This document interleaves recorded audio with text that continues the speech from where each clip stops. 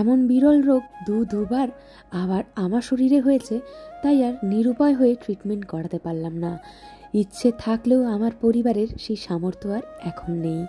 কি করব, ছোট্ট মেয়েটাকে নিয়ে এসেছিলাম, আবারও নিরুপায় হয়ে আমাদেরকে এক বুক হতাশা নিয়ে বাড়ি চলে যেতে হচ্ছে।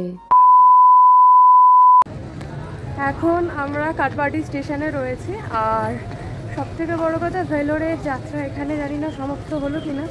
যদি আবারও ঘটনা হয়ে যায় নিশ্চয়ই আসবো, ট্রিটমেন্ট করাবো। এখন সমস্ত কিছু সূর্যের ওপর, টাকার ওপর ডিপেন্ড করছে, মানে মানির ওপর ডিপেন্ড করছে। মানিটাই ফ্যাক্ট হয়ে যাচ্ছে। তার থেকে বড় কথা, ইনকমপ্লিট ট্রিটমেন্ট রেখে কেউই যেতে চায় না, কিন্তু সিচুয়েশানটা এমন একটা জায়গায় চলে এসেছি, কোনো উপায় ছিল না, সরকারি টিকিট কেটে বেরোতে হলো। হ্যাঁ, যাচ্ছি তো মানিকে নিয়েই বেরোলাম। চলো, আপডেট তো পেতেই থাকবে। এখন 8:34 বাজে, আর এখন আমরা বসার জায়গা পেয়ে গেছি, বসেও রয়েছি। এখন ট্রেনটা আমাদের 10:08 দেখাচ্ছে ব্যারিজ মাই ট্রেনে, সেটাই দেখলাম, সূর্যও তাই দেখলাম। এখন দেখা যাক। এখন ট্রেনে ওঠা নিয়ে যেই ব্যাপারটা, সেটা নিয়ে আমি ভীষণ নার্ভাস হচ্ছি, যেহেতু S2 এই কোচ নাম্বার, বগি নাম্বার এরকম কিছু একটা থাকে, তো সেটা নিয়ে একটু প্রবলেমের মধ্যে রয়েছে, মানে একটু চাপে রয়েছে যাকে বলে। সূর্যকে বললাম, মাথা যন্ত্রণা করছে বিভৎস, আমার মনে হচ্ছে আমি হারিয়ে ফেলছি। সূর্য এমন এমন কথা বলছে, আমার এত হাসি পাচ্ছে, মানে যেমন আমার ইনকমপ্লিট ইচ্ছেগুলো, তুমি আসো, ডিস্কে যাবো, ডিস্কের পাস নিয়ে রেখেছি, দীঘা যাবো, পুরী যাবো, এইসব নানান কথা বলে আমাকে মাইন্ডটা ফ্রেশ করছে, মনে জোরটা দিচ্ছে। কালকে প্রায় 2টো পর্যন্ত ফোনে কথা হলো, সমস্ত কিছু কনভিন্স করা হলো যে এই ব্যাপার, এই সমস্ত কিছু তুমি কেন ভেঙে পড়ছো, ডাক্তার কি বলেছো, তুমি আর বাঁচবে না, এইসব নানান কথা। তারপরে তো তোমার ঘুমালাম তখন কটা বাজে, 2:35 এরকম হবে সামথিং। তো তখন আমি ঘুমালাম, ঘুম থেকে উঠলাম তখন 4:40 বাজে। 4:40 এসে চোখটা খুললাম, খুলে দেখলাম 4:40 বাজে। ফোনটা রেখে যদি কাজ হলাম, তার সাথে সাথে সূর্য ফোন করলো।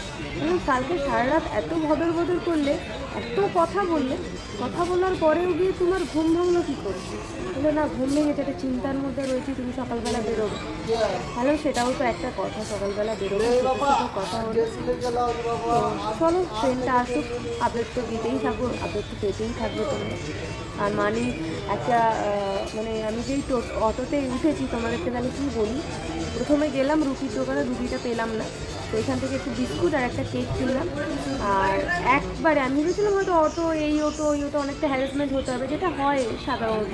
তো সেইখান থেকে আমি বেরোলাম, সাইদাবিট থেকে বেরোলাম। বেরোনোর পরেই আমাকে বললো দিদি অটো। হ্যাঁ অটো, ঠিক না, কাঠবাড়ি তো 200 বললো, আমি 150 বললাম, রাজি হয়ে গেল। থ্যাংক গড, আমার সাথে বেশি হাঁটতে হয়নি, মানিকে নিয়ে লাগেজ নিয়ে হাঁটা সম্ভব না।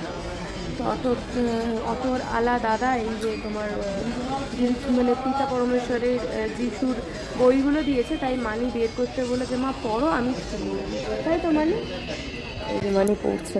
দেখি মানি কী বই দিয়েছে, দেখি কী বই দিয়েছে। তা আমাকে কিছুতে দিচ্ছে না, তাহলে আমি পড়বো কী করে? আর ম্যাগি করে নিয়ে এসেছিলাম, আর সকালবেলা ফেনাবাদ করে নিয়ে এসে টিফিন বক্সে রয়েছে। ম্যাগিটা 2-1 চামচ খেলাম, উঠে পড়ে গেল। ম্যাগিটার কপালে জিতল না, মানি লোভ দিয়ে দিয়েছে, তাই তো মানি। আর সূর্যকে আমি বলেছিলাম, সূর্য আমাকে বলেছিল কি যে বড় বাজারে আমি একটু শাড়ি দেখেছি, অ্যানিভার্সারির আগে, অনেক দিন আগে বলেছিল। এখন সেই শাড়িটা আমার না মনের মধ্যে অন্যরকম, কী শাড়ি দেখেছে না শাড়ি দেখেছে, তো সেইখান থেকে আমি কালকে তাই সূর্য করেছিলাম আমার জন্য শাড়িটা কিনে রেখো না, যদি ছবি হয়ে যায় আর তো পরতে পারবেন না। দিয়ে এখন মানি ওইটা শুনে বলছে যে ওমা বাবা তোমার জন্য শাড়ি কিনে রেখেছো তো, ওমা বাবা তোমার জন্য শাড়ি। সূর্যকে বলছি, সূর্য হেসে আলা হয়ে যাচ্ছে। আন্টিকা দাদাকে বল আমরা স্টেশনে রয়েছি, বল। এ বাবা, আন্টি আঙ্কেলকে বল যে আমরা স্টেশনে রয়েছি। তোকে বলতে বলেছে না যে ভিডিওতে টুক করে একটু বলে দিবি, এই দেখো হাই আন্টি করে দে। হাই দাদা, মিস করছিস তো দাদাদের, বল miss you, bye bye. Miss করছো? তোমরা অনেকেই আমাকে কমেন্ট করেছো অনেকেই জিজ্ঞাসা করেছো আমার সাথে কেন আসেনি কেউ, আর মানিকে আমি কেন রেখে আসিনি। এর আগেও কয়েকটা ভিডিওতে বলেছিলাম কি করব, আর কেউ নেই, অসময়ে কাউকে পাশে পাওয়া যায় না। নিরুপায় হয়ে মেয়েকে নিয়েই এত দূরে এসেছিলাম। এত বড় জটিল রোগ হবে সত্যি জানতাম না। ঘড়ির কাটার যত টাইম এগিয়ে আসছে পালপিটিশন তত বেড়ে যাচ্ছে। বুঝতে পারছি না কোন ট্রেনে উঠবো। এটা প্রতিবার যতবারই অ্যাটাচ হয়টা কাজ করেছে। আর মানে এর আগে যদি একটা ট্রেন বেরিয়ে গেছে, এর আগে একটা ট্রেন বেরিয়ে গেছে, এবার এই ট্রেনটা না তো, এই ট্রেনটাই উঠবো না তো, এরকম একটা ব্যাপার থাকে।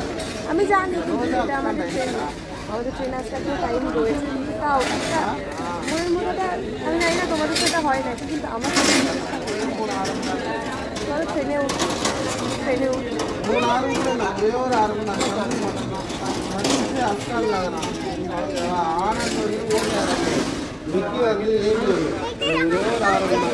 হ্যাঁ বসো, এখানে বসো। এখন 9:47 বাজে। আমাদের ট্রেন নাম্বার আর কোচ নাম্বার দিয়ে দিয়েছে। আমরা S3 এখানে বসে রয়েছি। আর সূর্য প্রতিনিয়ত তো ফোন করছে, আপডেট নিচ্ছে, ট্রেনে উঠে ফোন করো, সাবধানে ওঠো। তো টেনশন কাজ করছে, একটু প্যালপিটেশন কাজ করছে। কী হবে বুঝতে পারছি না। ট্রেনে ভালোভাবে ঠাকুরের নাম নিয়ে নিতে পারলে টেনশন হচ্ছে। তারপর একটা ট্রেনও ঢুকে গেছে, আমাদের ট্রেন এদিক দিয়ে আসবে। তো ফাইনালি এখন ট্রেনে উঠে গেছি। খুব একটা প্রবলেম, যেটা এক্সপেক্ট করে বেরোচ্ছিলাম, যেটা ভেবে ভয় পাচ্ছিলাম যে মানে কার আশেপাশে কারা বসবে না বসবে, ভীষণ আমার এটা নিয়ে ভয় লাগছিল।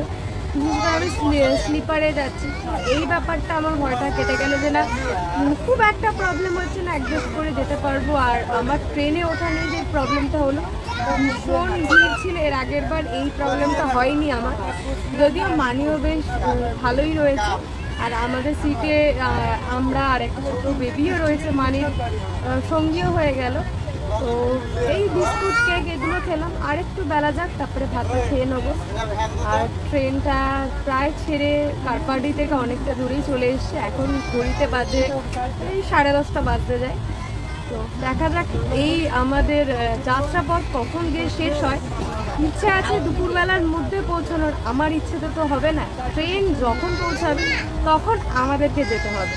তো সূর্যকে বলেই দিয়েছি যে আমরা কিন্তু তুমি নিতেই আসবো। সূর্য বলছে হ্যাঁ সেটা আবার হয় না।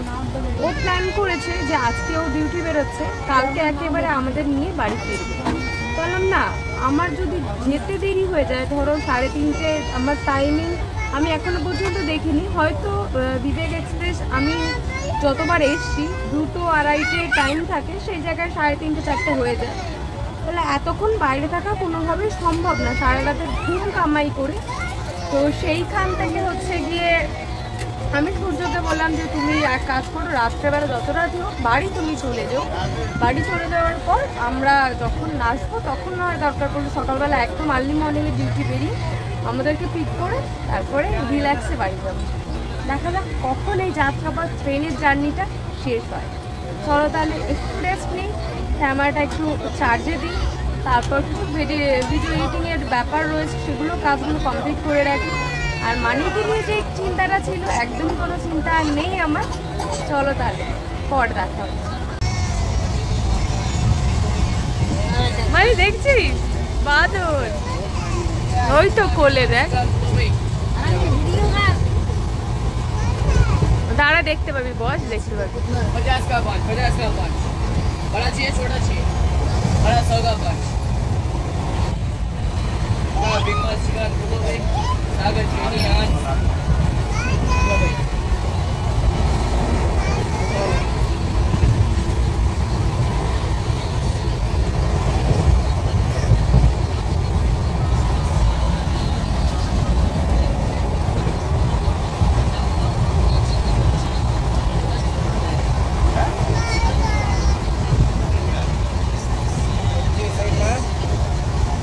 बिग मच चिकन बोलो भाई, 50 का 5।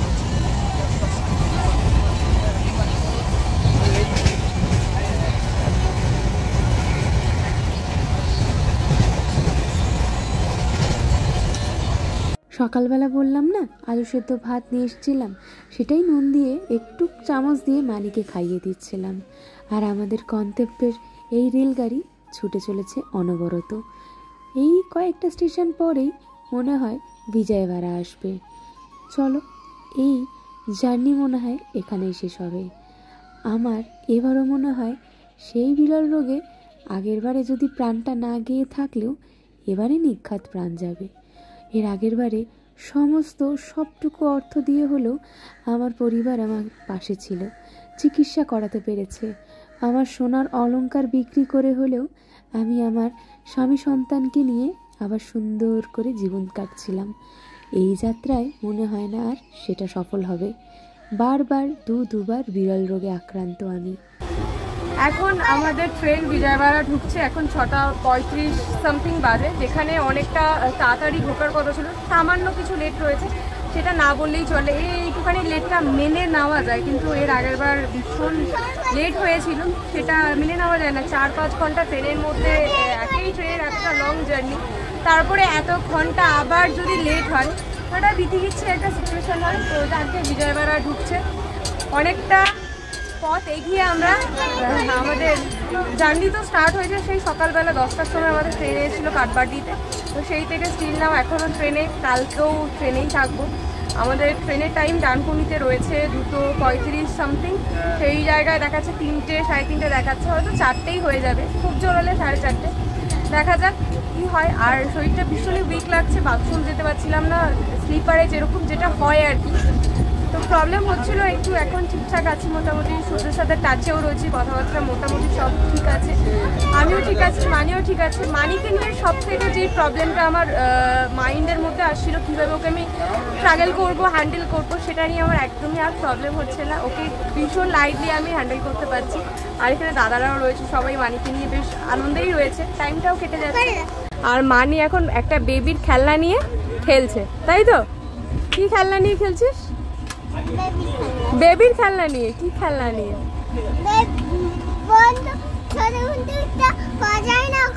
হ্যাঁ, দেখা বন্দুকটা, এটা গুলি কর। এই বাবা, ভয় পেয়ে গেলাম। তো এই হচ্ছে, এই ব্যাপারটা চলছে। চলো, এখন বিজয়ওয়াড়া ঢুকছে, দেখি কি রাত্রেবেলার জন্য নেওয়া যায়। আর সমস্ত কিছু মোটামুটি স্ন্যাক্স বাগেরা মুড়ি ফুড়ি রয়েছে, মানে যদি বায়না করে রাত্রেবেলা নাহলে মুশকিলে পড়ে যাবো। দেখা যাক কি নেওয়া যায়।